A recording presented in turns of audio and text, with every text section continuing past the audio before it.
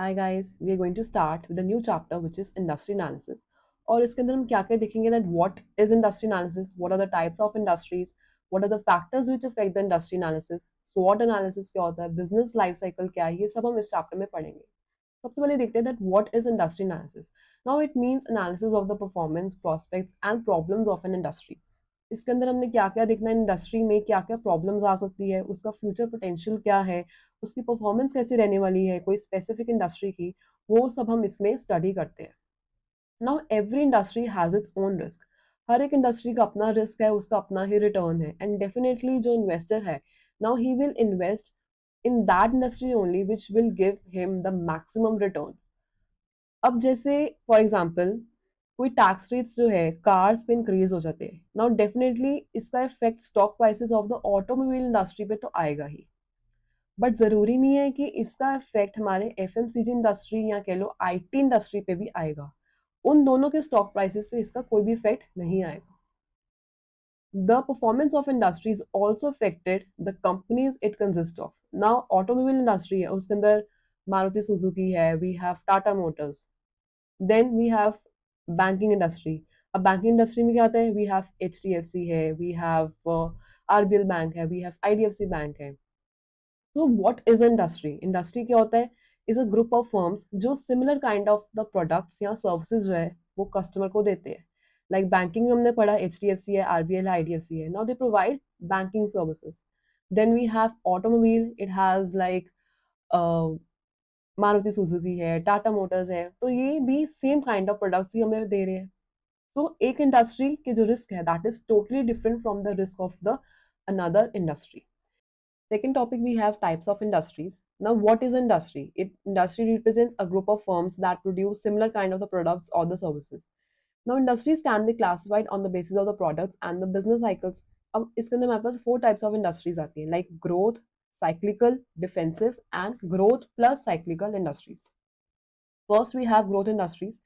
Now they grow faster than the overall economy. Cyclical industries कौन सी होती है which are sensitive to the business cycles.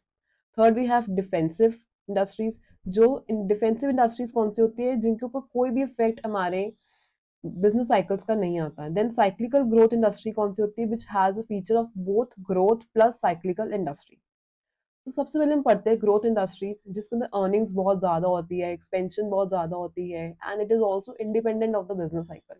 इनको भी बिजनेस साइकिल से इतना फर्क नहीं पड़ता है. अब ग्रोथ इसमें बहुत ज़्यादा दिखती है जब टेक्नोलॉजिकल चेंजेस आते हैं या फिर इनोवेशन अडॉप्ट करी जाती है by the industry like AI features वो इंस्टॉल कर ले तो इसके अंदर बहुत ग्रोथ देखने को मिलती है. अब स्टॉक्स ऑफ दीज इंडस्ट्रीज जो है ना वो बहुत ज़्यादा वॉलेटाइल होते हैं बहुत ज़्यादा फ्लक्चुएट करते हैं और it is very risky in the stock markets. जो रिस्क टेकर्स होते हैं now they are definitely going to invest in these kind of the industries क्योंकि उनको आगे जाके बहुत ज़्यादा गेन्स भी इसी इंडस्ट्री से मिलेंगे. फॉर एग्जाम्पल इसके अंदर आ जाती है लाइक फार्मास्यूटिकल है. Then we have telecom industries तो ये सब ग्रोथ इंडस्ट्रीज में आते हैं. Second we have cyclical industries. अब इसके अंदर कौन से होते हैं which is highly dependent upon the business cycles like boom है रिसेशन है डिप्रेशन है और रिकवरी है. ऑब्वियसली जब बूम आता है तो हमारी डिमांड बढ़ेगी. जब डिप्रेशन आता है तो हमारी जो डिमांड है वो श्रिंक करेगी that will it will get reduced. For example we have real estate हो गया ऑटोमोबाइल इंडस्ट्रीज हो गया. Now it is highly sensitive to the business cycles. Next we have defensive industries. Now defensive industries कौन सी होती है जिसके ऊपर बिजनेस साइकिल का कोई भी इम्पैक्ट नहीं आता. They are very indifferent. Defensive industries are those industries on which the recession period has no impact. For example अगर हमने हेल्थ केयर का सामान लेना है हमने necessities of life like food shelter cloth लेना ही लेना है चाहे रिसेशन पीरियड हो चाहे बूम हो उसकी डिमांड पे कोई भी फर्क नहीं पड़ने वाला. और ये कौन इन्वेस्ट करता है जो कि सिर्फ इनकम अर्निंग पर्पस के लिए जो बंदे इन्वेस्ट करना चाहते हैं ना वो उसके लिए ये स्टॉक्स जो है वो बहुत ज़्यादा प्रेफरेबल रहते हैं. Then we have cyclical growth industry. Now it has a feature of both the growth industries and the cyclical that means इसके ऊपर दोनों का इम्पैक्ट आता है. टेक्नोलॉजी है तो वो बढ़ेगा और अगर बिजनेस साइकिल भी अगर बूम में टेक्नोलॉजी आ जाए तो बहुत ज़्यादा ग्रोथ देखने को मिलती है. तो इसके ऊपर दोनों का इम्पैक्ट रहेगा. फॉर एग्जाम्पल दीज इंडस्ट्रीज में आती है लाइक इंजीनियरिंग हो गया टेलीकॉम हो गया टेक्सटाइल हो गया. These industries possess characteristics of both the cyclical and the growth industries. Now these are those industries which goes for the development and the growth stage at every stage of the business cycle. Business cycle चाहे boom है उसके अंदर भी वो development लेके आएंगे through technology, अगर innovation आ जाती है तो इससे जो ग्रोथ है वो इंडस्ट्री को बहुत ज़्यादा मिलती है. Change in the technology, introduction of the new innovation in these industries goes for increase growth of these industries. अगर हम टेक्नोलॉजी इसके अंदर ले आए तो हमारी ग्रोथ जो है वो बहुत ज़्यादा होगी. तो next topic we have the industry life cycle. अब इसके अंदर 4 स्टेजेस आती है, लाइक पायनियरिंग स्टेज है, एक्सपेंशन स्टेज है, then we have stabilization stage and last one is the declining stage. सबसे पहले क्या आता है pioneering stage which is the introduction stage. इसमें क्या होता है that new product has been launched, there are very few companies होती है इसके अंदर, ठीक है, people are not at all aware of their product. Companies जो है काफ़ी ज़्यादा खर्चा करती है ताकि बंदों को पता चल सके that new product has been launched in the market. So there is high risk. Success हमारी श्योर तो नहीं होती इसके अंदर, सेल्स काफ़ी कम है, डिमांड काफ़ी कम होती है, प्राइसेस हम लो रखते हैं बट कॉस्ट जो है वो काफ़ी ज़्यादा होती है because we have to spend a huge cost on the R&D हो गया, टेक्नोलॉजीज हो गया, या फिर कह लो मार्केटिंग कॉस्ट हो गई, ये काफ़ी ज़्यादा हाई रहती है और उसके कंपैरेटिवली हमें जो प्राइसेस है वो रिकवर नहीं हो पाते. सो मोस्टली लॉस में होती है इस स्टेज में, या फिर कह लो प्रॉफिट्स जो होते हैं हमारे काफ़ी कम होते हैं because they have to spend a huge cost on the promotions, on the customer education, so that they can be get aware about the product in the market. Then we have the expansion stage. अब expansion stage कौन सी होती है जहाँ पे बंदे they start liking the product. ठीक है, this stage comes after the pioneering stage, that is introductory stage के बाद एक्सपेंशन स्टेज आती है जिसमें डिमांड जो है हमारी थोड़ी सी इंक्रीज करना शुरू करती है, थोड़ी न्यू कंपनीज जो है वो आना शुरू होती है मार्केट में, competition starts but there is a room for everyone. Competition इस स्टेज पे हमारा स्टार्ट होना शुरू हो जाता है, सेल्स हमारी थोड़ी इंक्रीज करती है और या फिर कैसे रैपिडली इंक्रीज करती है. यहाँ पे प्राइसेस जो हम थोड़े से अपने इसमें बढ़ा देते हैं, ठीक है. देन कॉस्ट जो है हमारी इकोनॉमीज ऑफ द स्केल आना शुरू हो जाता है बिकॉज प्रोडक्शन हमारी इंक्रीज हो जाती है, सो कॉस्ट पर यूनिट जो है डेफिनेटली वो फॉल करता है. तो economies of the scale can be achieved at this stage. Other cost हमारी एडवर्टाइजमेंट की हो गई, मार्केटिंग, एक्सपेंडिंग द प्रोडक्शन, ये कॉस्ट तो हमारी इंक्रीज करेगी ही करेगी इसमें. तो कैपिटल जो है हमारी इस स्टेज पे भी बहुत ज़्यादा चाहिए और पायनियरिंग स्टेज पे उससे ज़्यादा कैपिटल रिक्वायरमेंट होती है बिकॉज हमने जस्ट अभी अपना प्रोडक्ट जो है वो लॉन्च करा है, so it requires a huge capital. Then third stage we have that is the stabilization stage which is the third stage.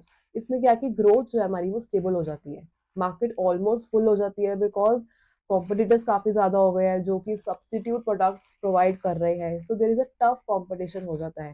Companies fight for their customers. Sales जो है हमारी हाई होती है बट वो स्टेबल रहती है, ठीक है. और ये this is probably the longest part of the industry life cycle. इस स्टेज को हम मेच्योरिटी स्टेज भी कह देते हैं, ठीक है. कॉस्ट जो है हमारी काफ़ी एफिशिएंट हो जाती है but they have to focus on the low cost of production. अब यहाँ पे हमारी सेल्स तो ग्रो करती है but at a very slow rate of growth में, ठीक है. स्लो रेट ऑफ ग्रोथ में वो इंक्रीज करती है सिंस प्रोडक्ट जो है हमारा काफ़ी ज़्यादा स्टैंडर्डाइज्ड हो जाता है. तो हम compete कैसे करेंगे अपने competitor से थ्रू प्राइस कटिंग. अब प्राइस कटिंग होगी तो प्रॉफिट मार्जिन तो डेफिनेटली हमारा रिड्यूस करता है. Industries at this stage continue to move along but typically the industry growth rate matches the growth rate for the economy as a whole.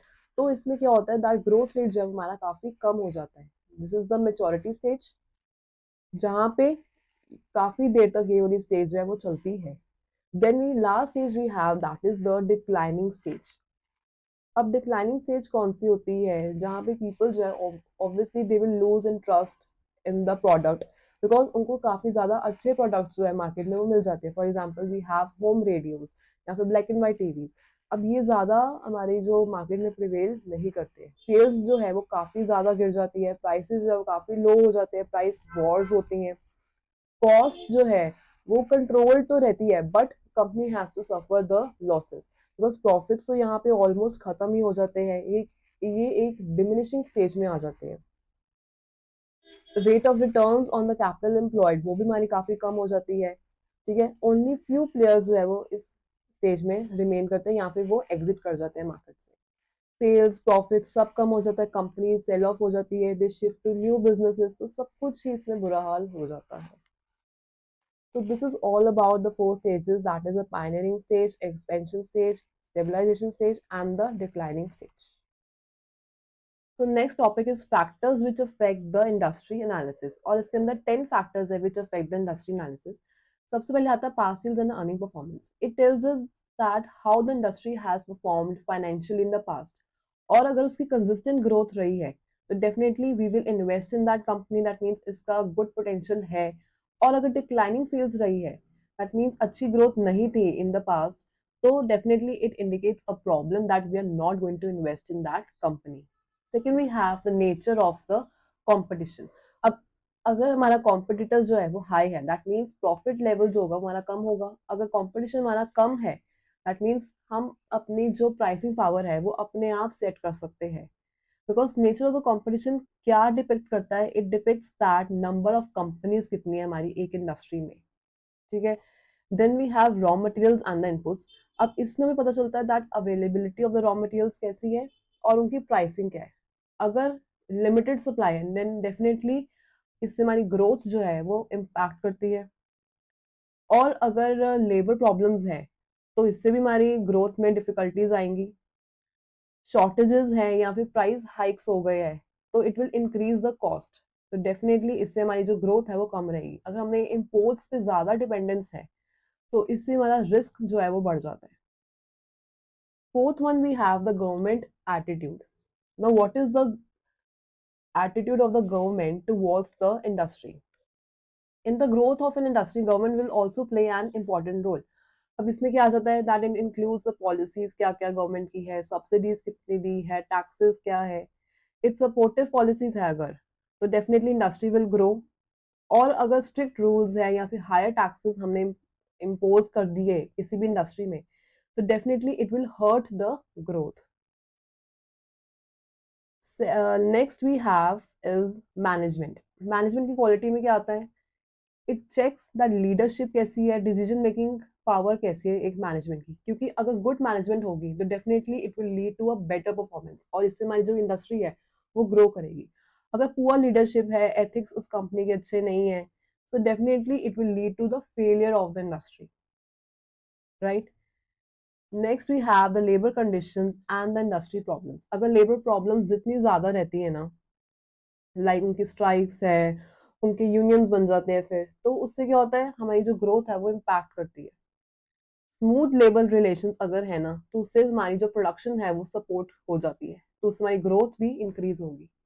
अगर strikes ऑफनली होती रहती है तो it will definitely affect the working operations of the industry.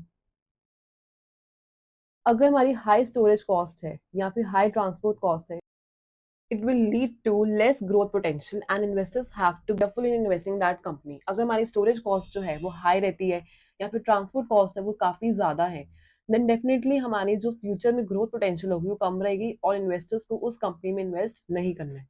Then next we have nature of the product line.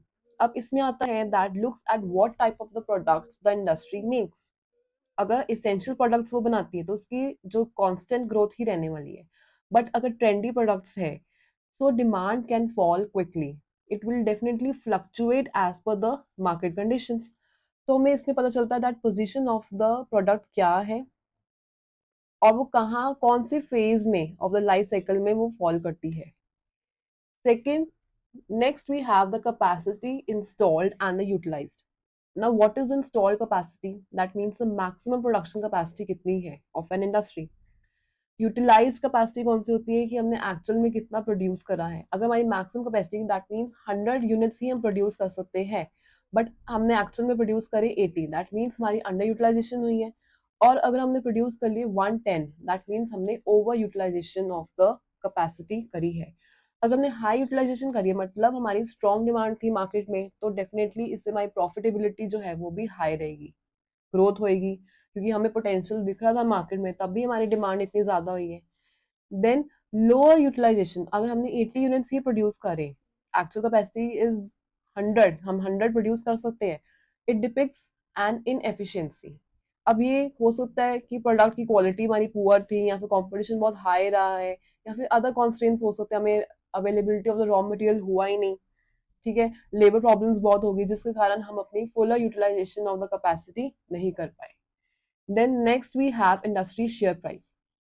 अब industry share price क्या होता है, shows how the investors feel about the industry.